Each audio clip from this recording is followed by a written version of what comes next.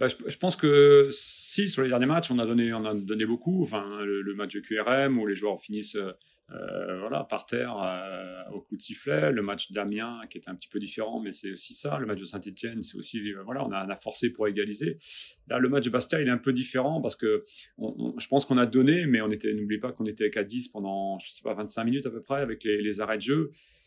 Et je pense qu'il y avait aussi des joueurs qui n'ont pas eu leur niveau qu'on a vu ces dernières semaines parce que justement on a donné beaucoup contre QRM et notamment et peut-être le match d'avant. Voilà, et puis après c'est un adversaire qui, faut pas l'oublier, Bastia venait de battre Guingamp, venait de battre Bordeaux, donc c'est sur une bonne dynamique. Voilà, maintenant, est-ce qu'on peut faire encore plus? Alors, évidemment, vous savez qu'on n'a pas marqué depuis 4 matchs. Donc, ça, voilà, un jour, c'était, vous l'avez souligné, mais un jour, c'était le secteur défensif qui était décrié. Là, c'est le secteur offensif parce qu'évidemment, on ne peut pas gagner beaucoup de matchs si on ne marque pas de but. On a très peu de temps entre les matchs depuis 5-6 jours pour régler tous ces problèmes-là. On les a vus encore contre Bastia parce qu'on a eu du mal à se procurer finalement beaucoup de situations, même si une partie du match était à 10. Bon, c'est à nous. Je pense il y a encore des choses à faire dans ce championnat. Tout n'est pas dit. Mais évidemment, plus le temps avance, plus ça devient compliqué. Il faudra faire un exploit que certaines équipes n'ont pas réussi contre Rodez, notamment, je pense aux dernières équipes comme Auxerre, comme Paris FC ou comme d'autres équipes qui ont buté contre cette équipe et qui sont fait prendre beaucoup de buts.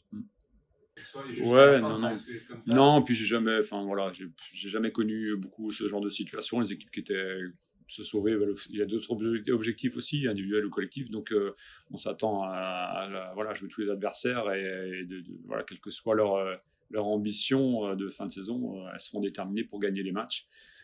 Là, c'est pas le cas puisque Rodez aujourd'hui, c'est une équipe qui est peut-être la plus en forme du championnat. Je crois qu'elle a perdu qu'une fois en 10 matchs. Elle a gagné contre tous les gros du championnat ces dernières semaines avec des démonstrations au niveau du jeu.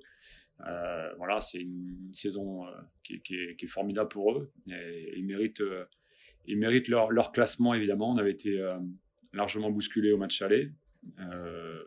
Et aujourd'hui, c'est une des équipes les plus offensives parce que c'est celle qui marque le plus de buts et qui a évidemment bon espoir de décrocher une très très bonne place. Les playoffs, oui, mais peut-être même mieux parce que là aujourd'hui ils sont une telle dynamique que ça va être leur objectif, je pense. Ce sera un exploit de toute façon, quoi qu'il arrive. Maintenant, il faut mettre la pression sur les autres. Voilà, on ne sait jamais ce qui peut se passer dans ce championnat, mais ça passe par nous. Là, on a eu 2 week-ends où finalement ou 3 week-ends où on n'avance pas beaucoup, mais finalement l'écart s'est pas creusé avec les non-relégats. Je pense notamment à Annecy, un peu moins à Dunkerque parce qu'il y a un peu plus d'avance, mais ou QRM qui n'ont pas avancé non plus. Maintenant, c'est aussi le moment de nous déclencher les choses et pas attendre uniquement les résultats des autres pour rester un petit peu en vie dans ce championnat. Donc il faut déclencher quelque chose. On va mettre le maximum sur ce dernier match à Brest pour bloquer. Alors c'est pas, encore une fois, l'équipe en face, c'est pas la plus simple. Je considère que QRM et Bastia étaient peut-être plus simples, ou en tout cas on pouvait espérer plus de points contre ce genre d'équipe. Maintenant, on n'a pas réussi à le faire. Il faut aller faire cet exploit le premier exploit contre Rodez.